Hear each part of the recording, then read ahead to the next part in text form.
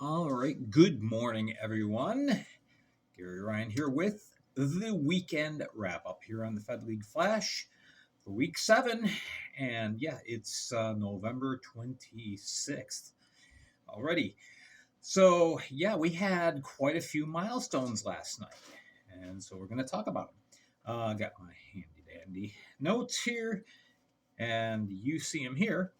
All right, so last night, first game that started was the Columbus River Dragons traveling to uh, Winston-Salem Annex and taking on the Thunderbirds. And once again, the Thunderbirds pull out a win late.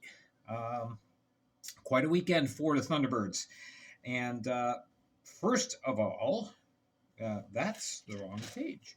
All right, let's try this again. All right, so we started the night, and Peter Panicek started things off for the Thunderbirds in the first period on the power play. Uh, Play was pretty even between the two, slight edge in shots to Columbus. Oh yeah, and want to mention congratulations to the Thunderbirds. Fan support has been fantastic this year. I know there's only been 3 home dates, but already there's been 2 shutouts, and the third game was 25 seats short of a sellout. So uh, that is fantastic. So yes, great job by the fans there. All right. In the second period, Columbus storms back, and it's Ryan Hunter scoring first at 9:12. Alexander Jemayev gets a goal at 18:28. Get to the end of the second period, Columbus is up 2-1, and so we go through the third. Dawson Baker scores at 15:29 to draw the two teams even, and the second night in a row, the two teams go to an overtime period. This time, Carolina says, we're not waiting for a shootout. We're going to take care of this now. Gus Ford ends up with his 100th Fed goal, scoring the winner in overtime 41 seconds in. And it's a 3-2 victory for Carolina. So yeah, Ford with that 100th goal, that's a game winner, of course. Cavalier, again, fantastic, stopping 33-35. Taylor Joseph, always also playing well for the River Dragons. He stopped 31 of 34. With the loss, Columbus is still in first place, a record of 7-1-2 for 23 points, but Carolina is creeping up on them quickly. 8-2 and 21 points. So, second game. Wow. What can you say? An attendance figure was never released by the league. I'm guessing it looked like there was about 1,000 in attendance, and it was kind of a surprise. I thought there would be more fans.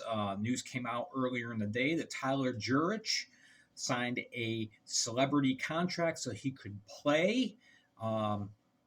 So obviously, Gjurich, the goals leader in the FPHL, didn't seem to make a difference. And unfortunately, it didn't make a difference with the team either. The wheels have really come off in Elmira, and I'm not sure what's gone on, but it's not good. A 7-2 whitewashing of the River Sharks by the Rockers, and this one was over quickly.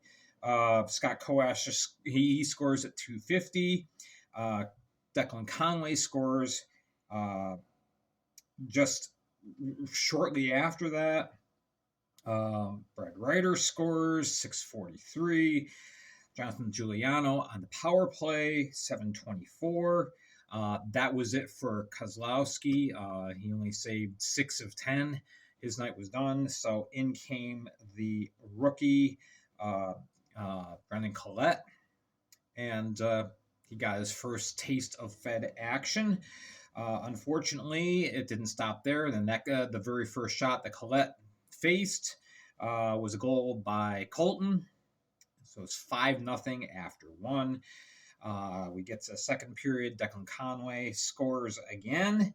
And then, a little bit later on in the period,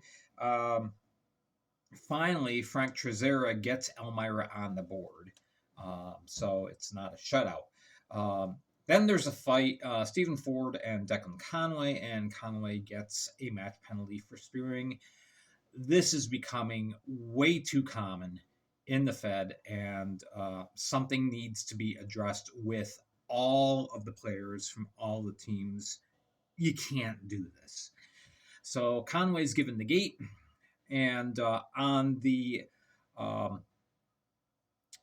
ensuing power play, there was a good result for Elmira. But first, Pavel Svensson, he scores. It's 7-1 at the end of two. And finally, a minute 23 into the third period, Tyler Gjurich scores his 300th Fed goal. He has established the 300 goal club. And that was it. 7-2, final score. Gjurich, that was one of the very few bright spots for Elmira last night. Stephen Klink did have a good game, assisted on both goals. And Collette played well enough, stopping 15 of 18 in 52 plus minutes. But yeah, again, Elmira, now they've lost 6 in a row. Not sure what's going on. Brad Ryder, he has a goal and 2 assists. Conway had the 2 goals plus the game misconduct. And Ricardo Gonzalez, he's gotten 2 starts this year, both against Elmira, and both times solid wins. Stops 38 of 40. So Gonzalez moves to 2-0 on the year, and a couple of real nice performances. Motor City, they're now 8-0-3, 26 points. Again, Elmira, I'm not sure what you do to fix this.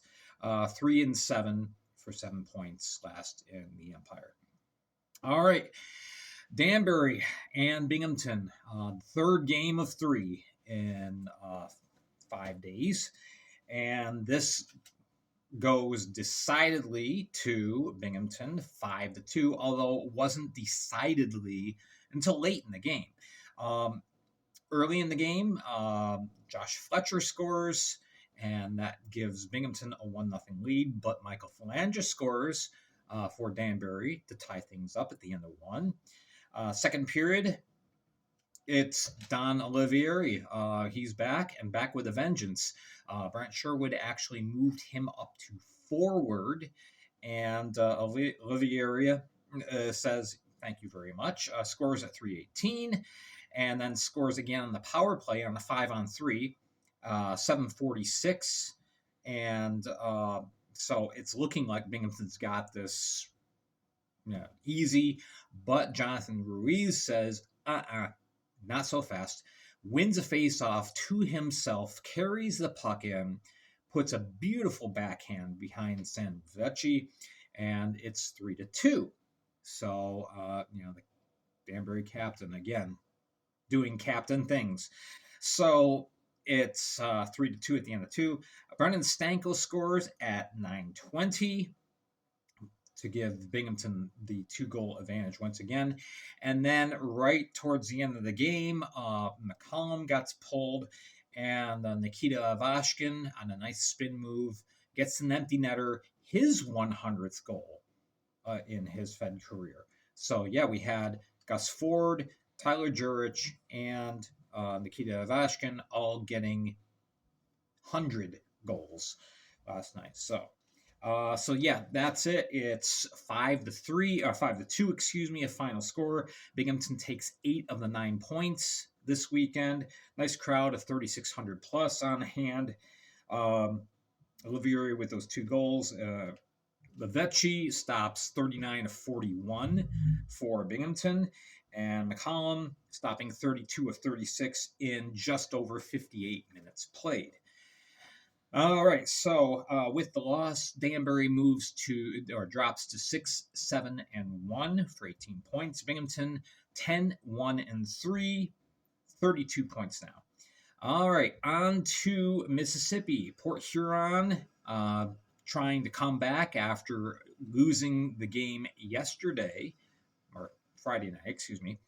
And so Port Huron uh, goes right into it. Liam Freeborn scores a 421 to give Port Huron the lead, but Mississippi comes right back. Mississippi scores in bunches. That's just what they do. First, it's Hugo Koch scoring at 6:11 in the power play, and then Joaquim Nilsson scores at 17:05. So it's 2-1 Mississippi after one. But then Tucker Scantlebury said, "Hey, remember back in the playoffs when I scored 4 goals all by myself? I'm gonna do that again." He gets his first one on the power play at 3:18 of the second period. Brandon Picard breaks up the monotony by scoring at 9:12, and then Scantlebury scores again at 17:35, again on the power play.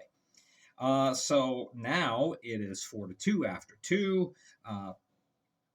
Joaquim Nilsson tries to bring Mississippi back, scores again at 14:57, but it just wasn't enough. Scantlebury scores an empty netter. It's his hat trick goal. That's at 18 minutes, and then there's some shenanigans. So Port Huron ends up in the power play, and Scantlebury scores again in 1933.